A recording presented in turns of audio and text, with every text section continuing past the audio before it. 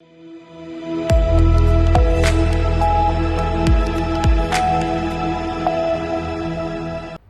सी news Bharat में आप सभी का स्वागत है।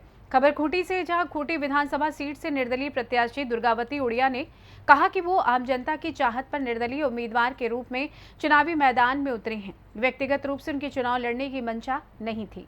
सरना कोड और आदिवासी हक अधिकार की आवाज उठाने के लिए चुनावी मैदान में हैं। उन्होंने ये भी कहा कि CNT एक्ट का हमेशा उल्लंघन किया जाता रहा है। खूंटी विधानसभा में ही सांसद एवं विधायक वर्षों से हैं, लेकिन इस विधानसभा में आदिवासी हित के लिए ना ही कोई आवाज उठाते हैं और ना ही आदिवासी हित के लिए कोई हितैषी है। इस क्षेत्र में मुद्दे तो बहुत सारे हैं। निर्दलीय प्रत्याशी दुर्गावती उड़िया ने कहा कि वो आम जनता की चाहत पर निर्दलीय उम्मीदवार के रूप में चुनावी मैदान में उतरी हैं। वहीं इस दौरान दुर्गावती उड़िया और तोरपा विधानसभा क्षेत्र से निर्दलीय प्रत्याशी पुनीत होमरोम ने क्या कुछ कहा, आइए आप भी सुनिए। देखिए, यहाँ बीजेपी का बहुत समय से विधायक रहे हैं कोचे मुंडा जी। वो कोई काम ही नहीं कर पाए धरातल पे। और मुद्दे तो बहुत से हैं, बहुत संवेदनशील मुद्दे भी हैं, लेकिन विशेष करके मैं देखता हूँ यहाँ पे बेरोजगारी है, पलायन है, उसके बाद यहाँ स्वास्थ्य और शिक्षा का जो स्तर है बहुत ही ख़राब है। ग्रामीण क्षेत्रों में आज भी चले जाइएगा, स्कूल की स्थिति जो है किसी से छुपी हुई नहीं है। आप जाइएगा, स्वास्थ्य को लेकर जाइएगा तो यहाँ पे डॉक्टर नहीं है, धूल मूल स्थिति है स्वास्थ्य की भी। तो मेरा कहना यही है कि मैं अगर चुनाव जीतता हूँ तो स्वास्थ्य और शिक्षा मेरी प्राथमिकता रहेगी, इसको दुरुस्त करने का। नमस्कार, जोहार। अभी मैं ठीक अनुमंडल के पीछे जो बिरसा पार्क है वहाँ पे मैं मौजूद हूँ। यहाँ पे आने का कारण ये है कि यहाँ पे जो है जो निर्दलीय पार्टी से दुर्गावती उड़िया जी हैं वो उनका नामांकन इस बार होना है और की है। मैं बता दूं कि दुर्गावती उड़िया जो हैं इनको नाम या किसी पहचान की ज़रूरत नहीं है। इन्हें लगभग जिले की ही नहीं बल्कि जिले के आसपास के लोगों भी के भी मुंह में, ज़बां पे या तो फिर लोगों के दिलों में ये बसती है।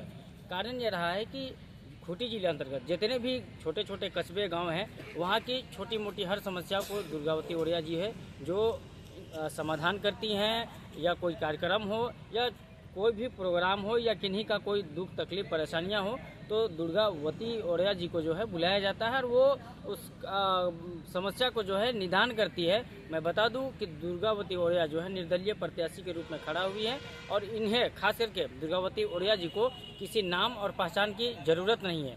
चलिए, इस बार जो है विधानसभा के चुनाव में जो है ये खड़ा हुई है तो लोगों के बीच जा कर के किन किन समस्याओं और किन किन मुद्दों को लेकर के ये लोगों तक जाएंगे और क्या जिले के लिए या तो फिर यहाँ के जनप्रतिनिधि जो और भी खड़े हुए हैं उनका और इनमें क्या फ़र्क है और क्या करना चाहती हैं जिले के लिए, मैं उनसे जानने का प्रयास करता हूँ। पार्टी में भाजपा के विधायक रहे हैं और उनका क्या क्या काम यहाँ पे हुआ है और क्या आप चाहती हैं? सबसे पहले सबको जोहार। देखिए, खूंटी क्षेत्र से निर्दलीय का प्रत्याशी का मेरी राय नहीं है, ये आम जनता की राय है। आम जनता के कहने पर हम निर्दलीय पार्टी से जो चुनाव लड़ने का जो ये लगाए हैं, ये मेरी राय बिल्कुल भी नहीं है। हर क्षेत्र में आज विकास की बात होती ज़रूर है, लेकिन आप देख ही रहे हैं जीता जाता उदाहरण ये खूंटी की स्थिति क्या है। हर कोई नेता ज़रूर है और कितना साल से एक ही घर से एक ही नेता बनते आया, लेकिन इस खूंटी की विकास जिस तरह का होना चाहिए ये बिल्कुल भी नहीं हुआ। आप हर किसी से आप देख सकते हैं, हर क्षेत्र से आप देख सकते हैं, पूछ सकते हैं और जो भी यहाँ परिस्थिति होता है, जो भी यहाँ सरना कोड की बात हो, चाहे आदिवासी हक अधिकार की बात हो, इस पर कोई आवाज़ ना लोकसभा में ना विधानसभा में आदिवासियों का हित के लिए कोई आवाज़ बुलंद नहीं करता है। और ये सबको देखते हुए आज हम कोशिश किए थे गठबंधन से चुनाव लड़ने का, लेकिन गठबंधन से टिकट नहीं मिला। तो वहीं पर हमने कहा कि गठबंधन से यदि हमको टिकट नहीं मिलती है तो निर्दलीय से हम मजबूर होकर लड़ना पड़ेगा, क्योंकि आम जनता का राय हम ठुकरा नहीं सकते हैं। जो आम जनता को भरोसा है, आम जनता को आशा है, आम जनता को जो मेरे ऊपर भरोसा है, तो उस भरोसा को हम छिपा नहीं सकते हैं। इसलिए हम निर्दलीय प्रत्याशी के रूप में हम चुनाव लड़ने का निर्णय लिया और लड़ेंगे।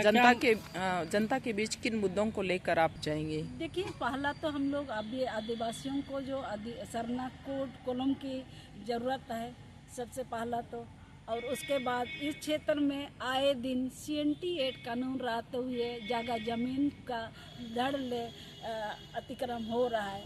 यही सब संदेश को लेकर हम आगे बढ़ना चाह रहे हैं, ताकि मुद्दा तो बहुत सारा है। इस क्षेत्र में कितनी सरकारी स्कूल है और उस सरकारी स्कूल को बंद किया गया है, और सही महीने में इतना इस खूंटी जिला से सांसद है, विधायक है, यहाँ PG के लिए ना डिग्री कॉलेज है, ना यहाँ ITI है। आज तक इस तरह का जो जरूरी सुविधा है यह सब आज तक अधूरी है और नहीं है। सारी ये सब सुविधा को दिलाने का प्रयास जरूर करूँगी आगे जाकर।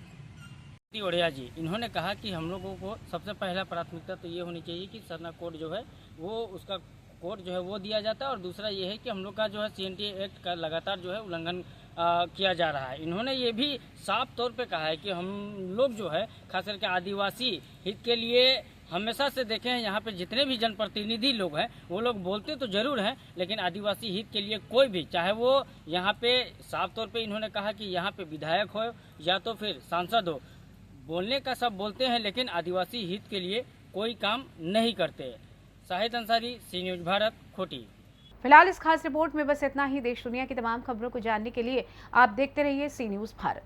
हर खबर आपके साथ, आपके हाथ।